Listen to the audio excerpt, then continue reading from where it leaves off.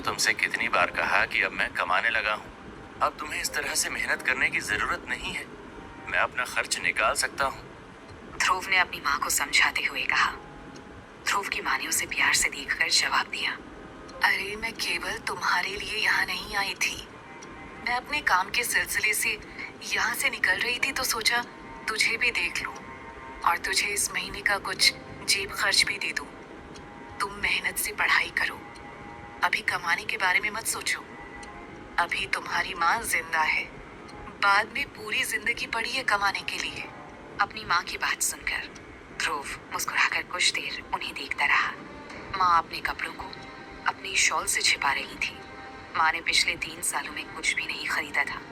उनके पास एक भी अच्छा कपड़ा नहीं था। ध्रुव ने थोड़ा मुस्कुराकर कहा, चलो माँ, आज मैं तुम्हारे लिए कुछ नए कपड़े खरीद लूँ। तुम्हारे पास एक अच्छा कपड़ा नहीं है। ध्रुव की बात सुनकर माँ थोड़े बनावटी गुस्से के साथ बोली, कोई जरूरत नहीं है, मेरे पास मेरे काम भर के काफी कपड़े हैं।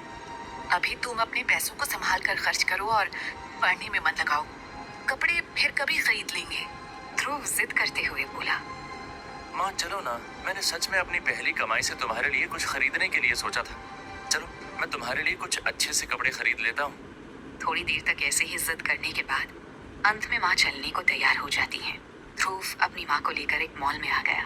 ध्रुव केवल कपड़े ही नहीं खरीदना चाहता था, वो अपनी माँ को इस तरह की जगह भी दिखाना चाहता था।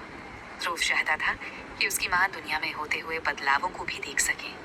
दोनों ऐसे ही विंडो शॉपिंग करते जा रहे थे। एक स्टोर के सामने मैनिक्विन में लिपटे शॉल को देखते ही ध्रुव की माँ की आंखों में चमक सी आ गई। ध्रुव ने ध्यान दिया कि शॉल वास्तव में काफी अच्छी थी। एक दिन पहले वो उसी स्टोर के सामने से गुजरने के लायक भी नहीं था, पर आज वो चाहता तो पूरा स्टोर खरीद कर अपनी माँ के पैरों में डाल सकता था। आओ माँ, अंदर चलते हैं। ध्रुव और उसकी माँ स्टोर में दाखिल हुए। वो साधारण से कपड़े पहने थे। उन्हें आता हुआ देखकर स्टोर अटेंडेंट उन्हें ग्रीट करने आ गई। हेलो सर, हेलो मैम, मैं आपकी क्या मदद कर सकती हूँ? ध्रुव ने स्टोर अटेंडेंट को देखा।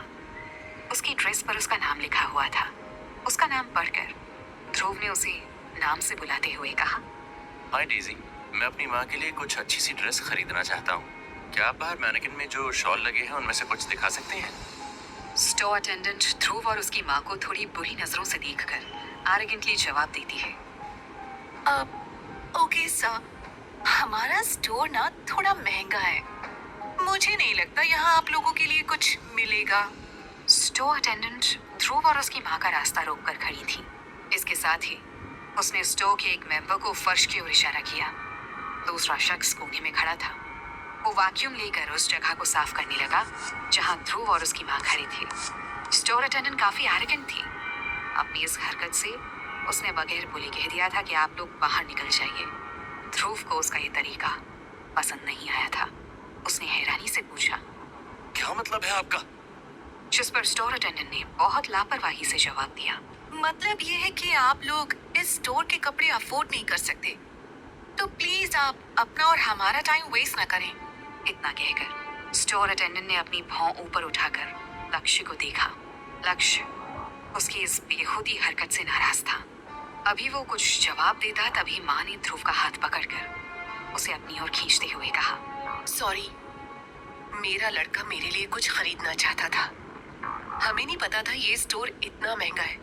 चलो कोई बात नहीं, हम जा रहे हैं। पर ध्रुव अपनी जगह से जरा सा भी नहीं हटा। उसने अपनी जेब से अपना कार्ड निकालकर स्टोर के अटेंडेंट के हाथ में रखते हुए कहा, मैं देखना चाहता हूँ कि आपके स्टोर के कपड़े कितने महंगे हैं जिन्हें मैं अफोर्ड नहीं कर सकता। एक दिन पहले अगर ऐसा कुछ हुआ होता तो शायद ध्रुव इस बेइज्जती का घूंट पीकर स्टोर से बाहर निकल जाता, पर आज वो अलग था। पर स्टोर अटेंडेंट ने इतना अजीब सा कार्ड पहले कभी नहीं देखा था। एक कार्ड ध्रुव को निहालने दिया था जिसमें उसकी फैमिली का बैज भी था, द गिल फैमिली। ये कार्ड बैंक ने स्पेशली गिल फैमिली के लिए डिजाइन किया था। इसमें कहीं भी बैंक का नाम नहीं था। पूरे कार्ड में केवल गिल फैमिली के लोगों और द गिल फैमिली के अलावा और कुछ नहीं था। कार्ड को आगे पीछे से देखने के बाद स्टोर अटेंडेंट डेजी ने कार्ड को कचरे के डिब्बे में फेंकते हुए कहा, मैंने कहा ना ये स्टोर काफी महंगा है, और हमारी रेंज ही 3 लाख रुपए से शुरू होती है। तुम अपने स्टूडेंट अकाउंट से यहाँ कुछ नहीं खरीद पाओगे। चलो मेरा टाइम बर्बाद मत करो और बाहर निकलो। तुम तुरंत बाहर नहीं निकले ना तो मजबूरन मुझे पुलिस को बुलाना पड़ेगा। स्टोर अटेंडेंट की हरकत को देखकर ध्रुव गुस्से में कुछ कहने जा रहा था कि तभी एक मैच्योर और पोलाइट आवाज गूंजी। क्या तुम इस तरह से कस्टमर्स को ट्रीट करती हो? इस आवाज को ध्रुव ने देखा। इस आवाज के साथ ही डेजी भीगी बिल्ली की तरह दुबक गई। स्टोर से आ रही वैक्यूम क्लीनर की आवाज बंद हो गई। स्टोर का सारा स्टाफ अपना अपना काम करने लग गया। ध्रुव ने पीछे मुड़कर देखा। शानदार कपड़ों में एक अधेड़ उम्र का काफी हैंडसम शख्स सामने खड़ा था। उसे देखकर डेजी इतना ज्यादा डर गई थी कि उसके हाथ से उसका फोन नीचे गिर गया। कौन था ये शख्स? क्या ये पहचानता था ध्रुव को? क्या ध्रुव आज कुछ खरीद पाएगा अपनी माँ के लिए?